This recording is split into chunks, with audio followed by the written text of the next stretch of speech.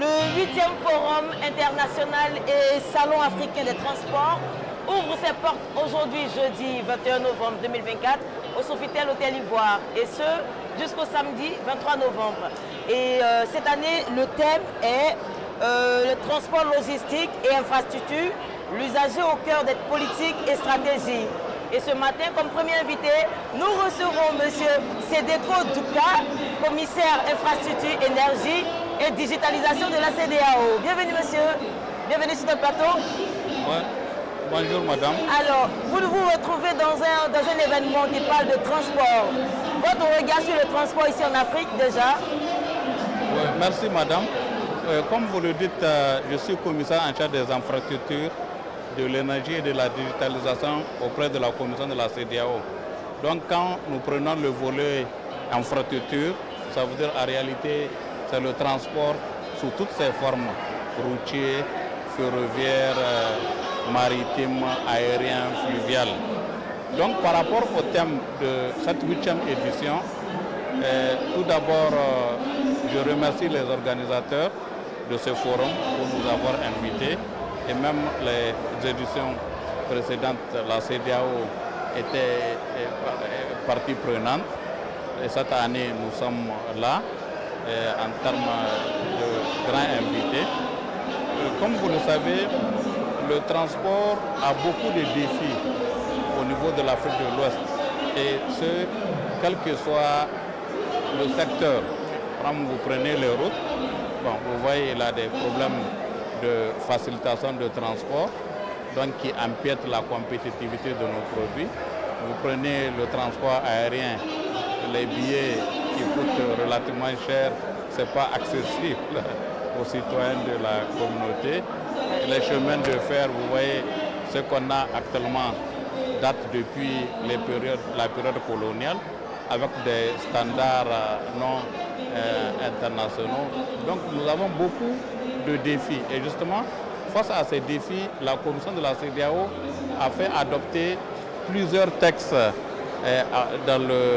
en matière de financement des routes, financement entretien des routes, en matière même de la construction, même de l'entretien routier, en matière de transport aérien, en matière de la charge à l'essieu, ça veut dire par exemple un camion qui quitte la Côte d'Ivoire pour aller au Burkina Faso, il a un poids ou un seuil maximal qui est admis, le reste, s'il dépasse ça, il sera dans les pénalités.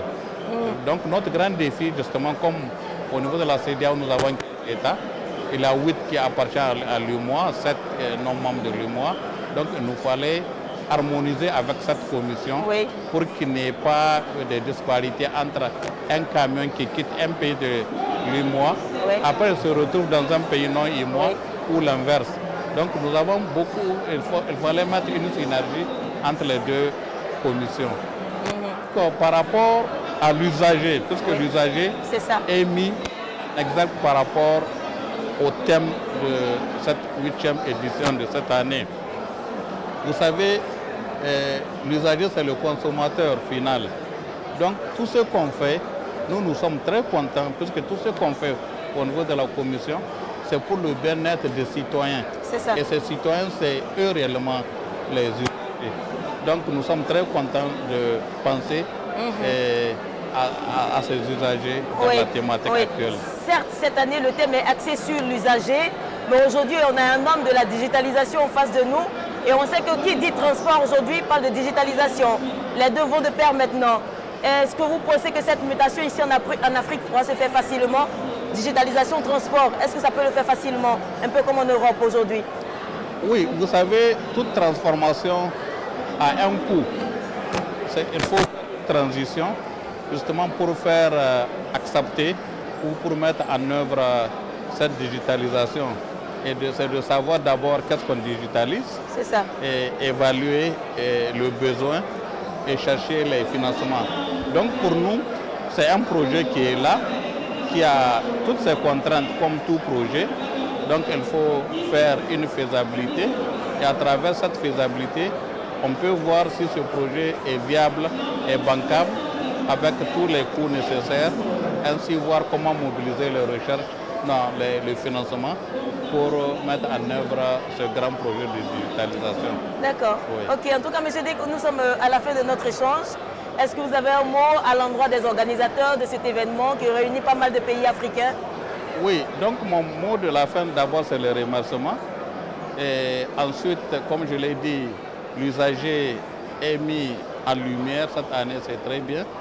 Et parce que très souvent on néglige cette partie. Et pour nous justement, tout ce qu'on fait, tous les services qu'on rend, en réalité c'est pour le bien-être. Le point final c'est l'usager. Oui, c'est comme quand on dit le client est roi. C'est ça, c'est ça. Merci. Merci beaucoup, M. Sédéco. On le rappelle, vous êtes commissaire infrastructure, énergie et digitalisation de la CEDEAO. Merci d'être passé sur notre plateau.